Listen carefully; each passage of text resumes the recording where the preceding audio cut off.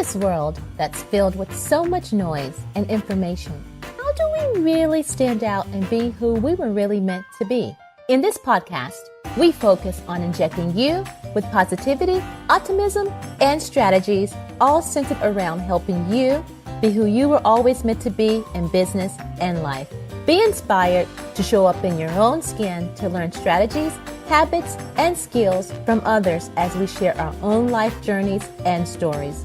There's no other you, and you know yourself better than anyone else.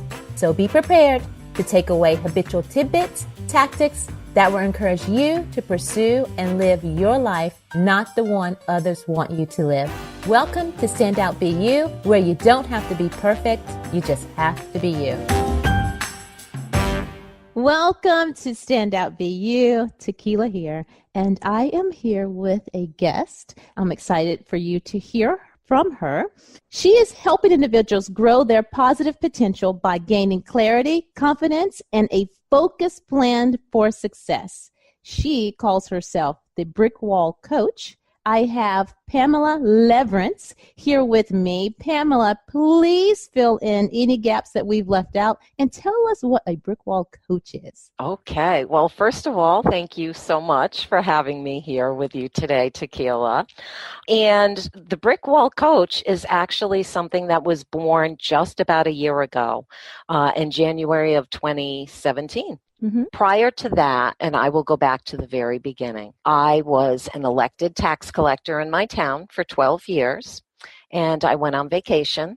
And while I was on vacation, I did a lot of soul searching, and I decided that I didn't want to work outside of the house anymore. I wanted to bring it back home, free up my time. So I opened up a bookkeeping business because at the time, that's what I thought you could do online.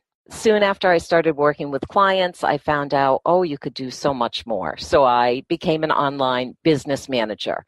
And basically, I was helping business owners with their tasks, their projects, their team members, any kind of management that they needed. Then I found out there was even another piece of that puzzle missing, and that's where the Brick Wall Coach was born. I decided that I was going to hone in a little bit on the mentoring piece of that. So now I work as a mentor. I call myself a clarity and confidence mentor because basically that's what we work on. That's the bottom line. And then from there, I work on vision boards, goal setting, and time management with people. Awesome.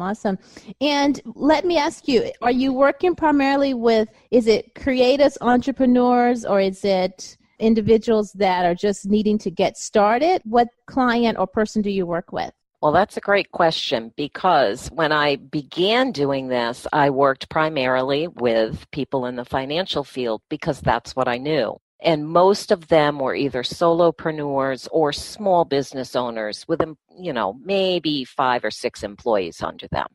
But what I have found is that there's a wider need out there. So I have worked with 2 facets, actually. I work with startup people, solopreneurs just opening their doors or getting ready to open their doors. And then I work with business owners that have been around for a while, but have kind of lost sight of what their actual goals are. Okay, and let's go back to when you said that you were soul searching and it caused you to actually shift everything. What exactly happened in that time period when you were soul searching? Well, I will tell you, my husband and I, we took a 3-week vacation, which in my world never happened. And I just said to him, let's go on a road trip. So what we did for 2 of the weeks is we rented a beach house in the Outer Banks in North Carolina. And while we were on vacation, it rained every single day. So there was a lot of thinking going on during those rainy days. And I had really always had this in the back of my mind that I wanted to be an entrepreneur. I wanted to own my own business. My parents had owned their own business. I had two brothers who owned a business, and I had a sister who owned their own business. So I kind of had that in my blood, and I had been thinking about it for probably 20 years. But that same period of time, my kids were growing up. So it wasn't anything that was a doable thing for me.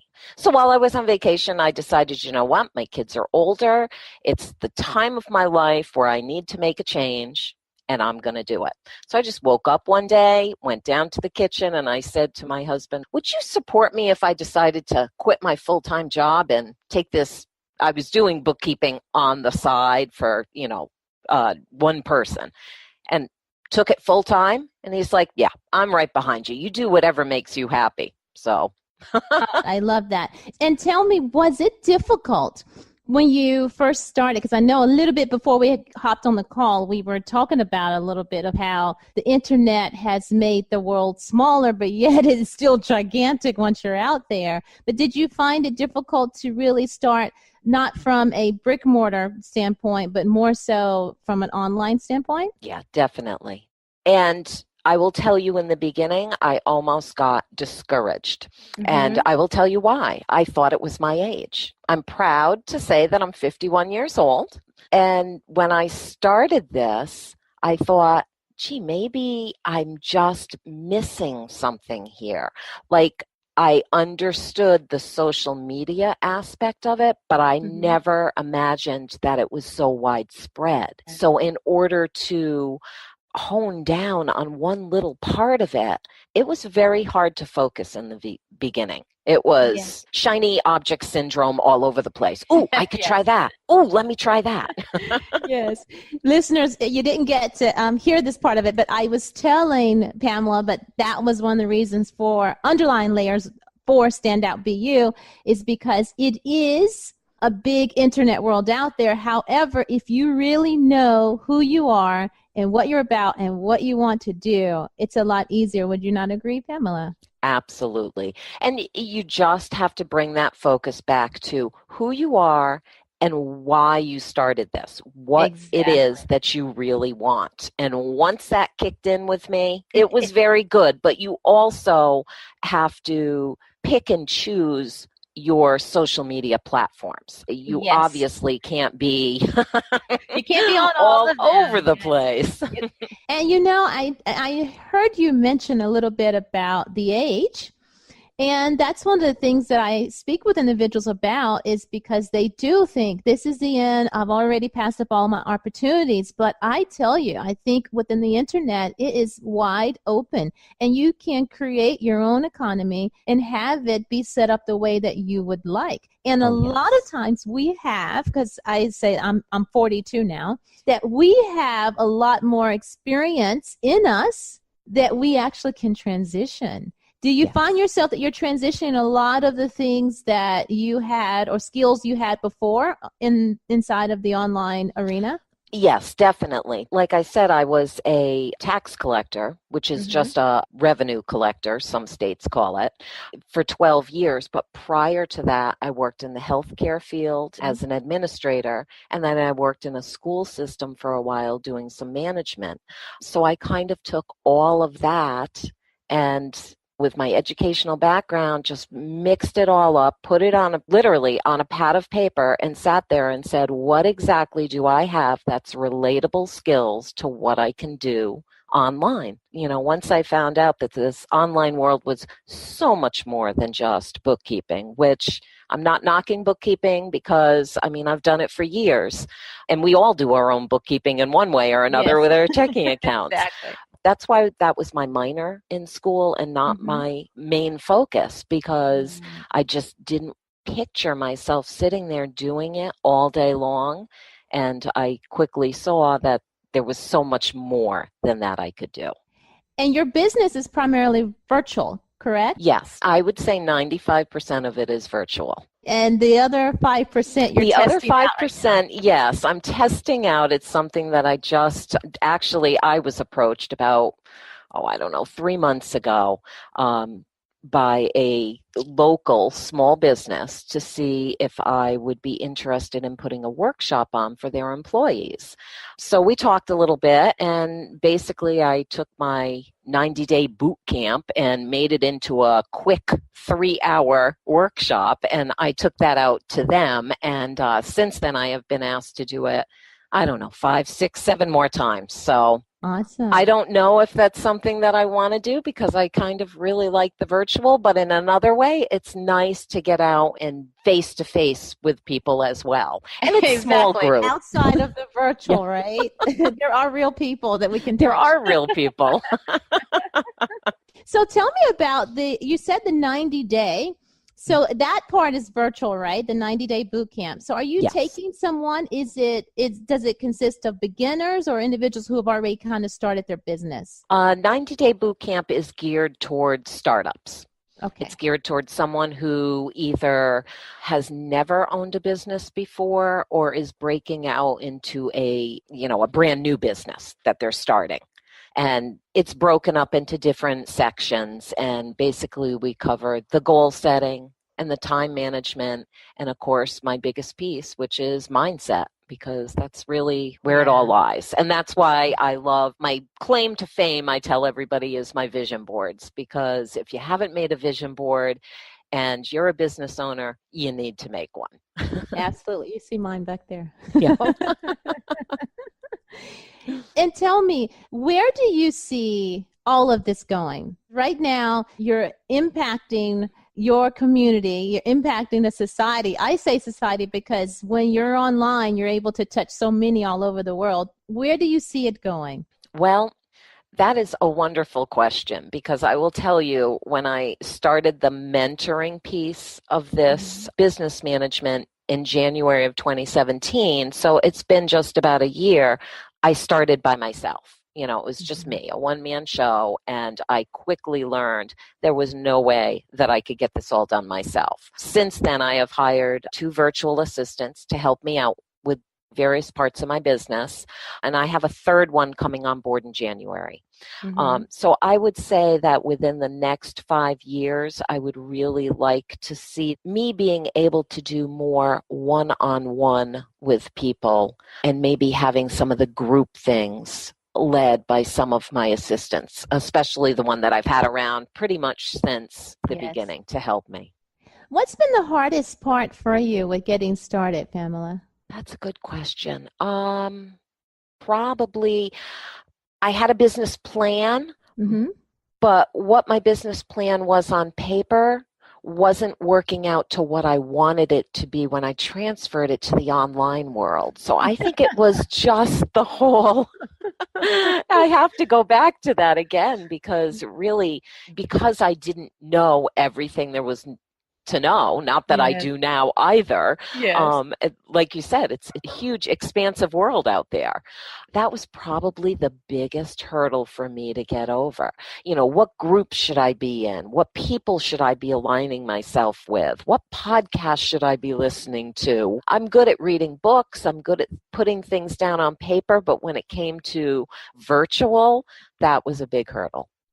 I know, and it's so interesting. Like when you plan it, and if you start looking at anything online, it can really shift and evolve your idea in a totally different direction, right? Yes, and we don't. Believe me, I probably spun my wheels for the first 3 months of trying to break into this, because it was a constant shiny object syndrome of, I want to do what they're doing. Wait a minute, I could offer that. No, I can make that. And I just kept going down all these different little rabbit holes until finally I just, I had to literally I took a long weekend. I got out of my house, away from my office, and thought, what do you really want to do? You need to focus. Unplug. Yep. That is what you have to do, is unplug. It's like I took 2 weeks out of it, and it's amazing how your brain and your ideas can start coming together. Yes. Yeah. Yes. Oh, it's funny because there's a little bit of a relatable story in there. My daughter and her kid, her husband, and we usually go on vacation together every year. So we're getting ready to go on vacation, let's say July. And my oldest granddaughter says to me, "Oh, Grandma, will you be bringing your laptop?" And I instantly thought, she wants to watch videos on the way up to, we were going to New Hampshire. And I said, "Of course, Grandma's bringing her laptop." And she said, "Well, I just want to let you know, it would be okay if you worked after we went to bed or before we got up in the morning, but this is going to be a vacation and we're supposed to be enjoying each other's company." And I thought, oh my goodness, see, I'm doing something wrong here.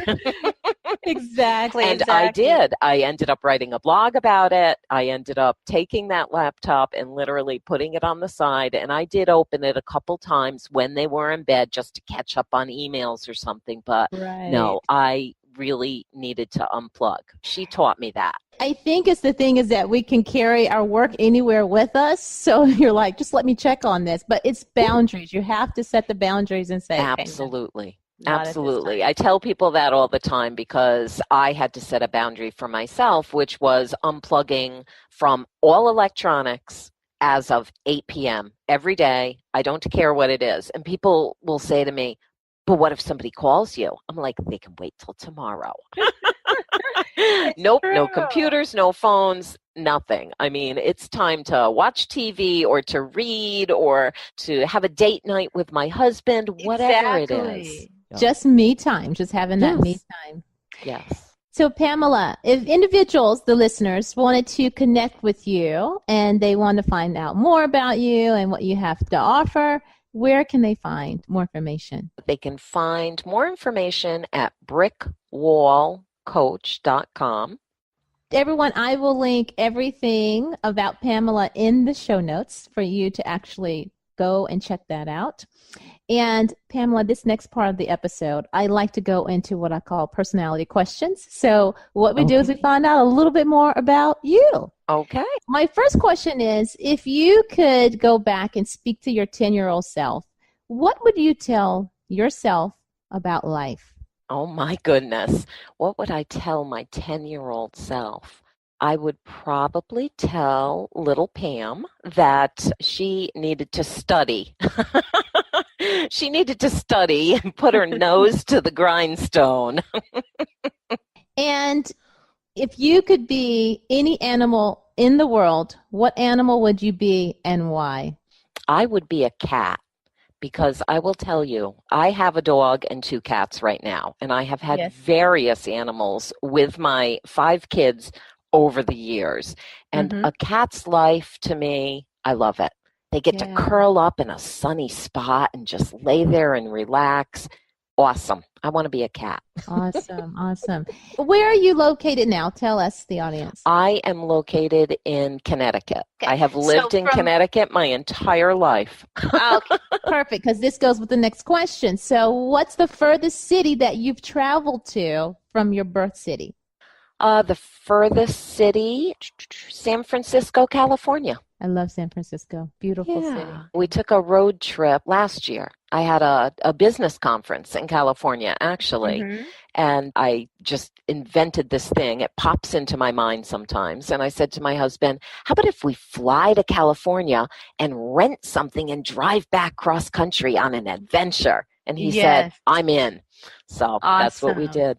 That's on our next bucket list once getting back into the United States, is to travel all the way from the East Coast to the West Coast. And we want to visit a lot of the parks and everything with that. That's what we did. And it was the state parks, federal parks anniversary last year. So we did the southern route back, and we stopped at a lot of different parks, and it was wonderful. I got to finally see the Grand Canyon. That was like on my bucket list.